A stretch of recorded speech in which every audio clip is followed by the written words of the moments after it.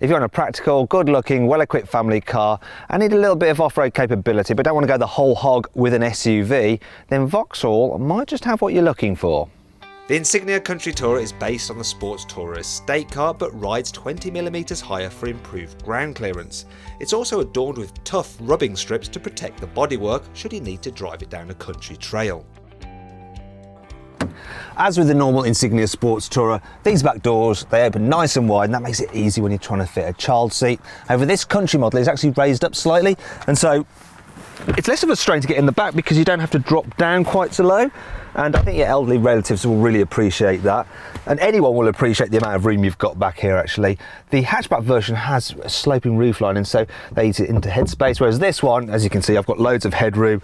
Knee room's very good as well, there's big footwells. Now if you look down here you'll notice there's this hump. That's because this car is available with all-wheel drive. It needs space to send the prop shaft through to the back of the car to drive the rear wheels. On some of the German rivals this is really intrusive, whereas on this Insignia it's not too bad, and if you have to sit in the middle seat, because the footwells are large like I said a moment ago, there is place for you to put your feet, and even then in the middle I've got decent headroom. So in the back this is a very practical car. Inside, the Country Tourer is identical to the recently revised Insignia, so it has a well-made cabin, a new centre console with more simplistic button arrangement which makes the car's function easier to use, and there's also a coloured touchscreen while the instrument dials are now digital as well. In-car storage is reasonable for this type of vehicle. For instance, the side door bins, they can hold a litre bottle of water, so it passes the Carbuyer big bottle test, which is good. We've got a secret cubby down here. I was wondering where they had gone. I better put them out of sight, otherwise I'll trough them all. You've got cup holders here, which, as you can see, this is the reason why I'm a bit overly energetic in my reviews, too much energy drink. The glove box, it's a reasonable size as well, and equipment on the Country Tourer is impressive as well, and it helps account for that higher price tag. For instance, you get stuff like climate control, cruise control, you've got DAB digital radio, you've also got xenon headlamps, 18-inch alloys as standard, plus an electrically operated tailgate, and you can open it to 3/4 of the height if you're in a tight car park, as I'll demonstrate now.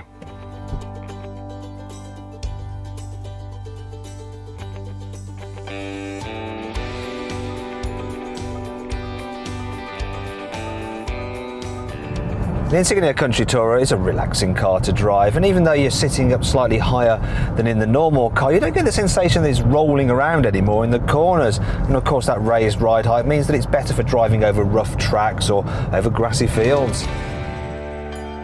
You can get the Insignia Country Tourer with two 2-litre diesel engines. There's the 192 brake horsepower bi-turbo diesel in this car, which can do 0 to 62 miles an hour in under 10 seconds and comes with an automatic gearbox as standard. However, most people will be better off saving some money and going for the 161 brake horsepower single turbo diesel, as it's quick enough and returns over 60 miles per gallon. The Insignia Country Tourer comes with Vauxhall's FlexRide adaptive dampers as standard, and they do a good job of neutralising the bumps in the road. Put it into tour mode, then it just softens things off and you just glide about. You don't really feel any of the bumps or lumps as you're cruising about. The Insignia Country Tourer really is a very relaxing car to travel in, and it's especially good on long motorway journeys as the seats are super comfy and there's little wind noise at speed. If you want, you can press this button to put it into sports mode, which is largely pointless because it does make the ride firm and the car starts to fidget a bit then. And really this car is in no way sporty. Part of the reason for that is the steering, because it really does feel very vague. Another thing I wouldn't really bother with, unless you really do need that slight off-road capability, is the all-wheel drive system, because it does harm economy. When you combine that all-wheel drive system with the automatic gearbox of this car, you only get 42 miles per gallon, which isn't very good these days, not with a diesel engine. A diesel 320d BMW X-Drive is way more economical and it's faster.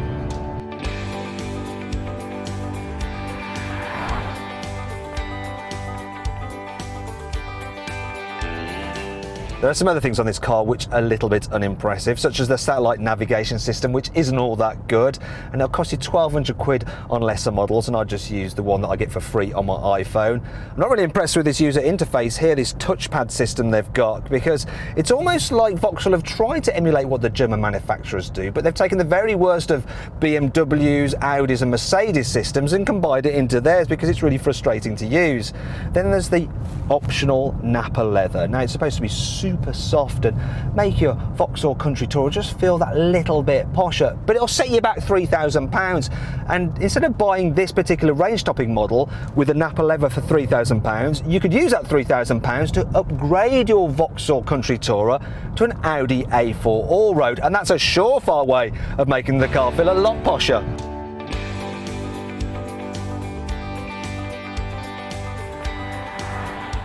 Then there's the boot. It's a usable shape and you get a fairly flat low bay when you fold the seats down.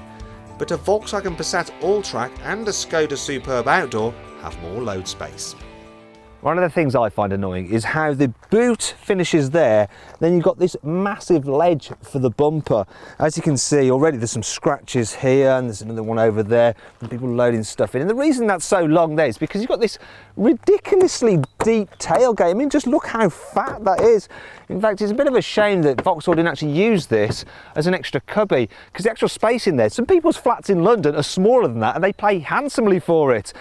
On the flip side though, I do like the parcel shelf. Sometimes on these cars, the parcel shelves are a nightmare to use. This one, so easy to operate and to remove and install because it's got this handy lever on the top, so it's dead easy to operate. Those in rival cars can really make you frustrated. That's a good system. And that's the thing with the Country Tourer, you see. It's by no means perfect, but there's still plenty to like about it, and it does add extra versatility to the Insignia range. But if you want a car such as this, but with a bit more interior space, then you should check out our review of the Volkswagen Passat All-Track by clicking up here. If you're a badge snob and would rather have an Audi, then check out our review of the A4 All-Road by clicking down here. Click down here, you can see our very latest video review. And if you click up there on our logo, you can subscribe to our channel.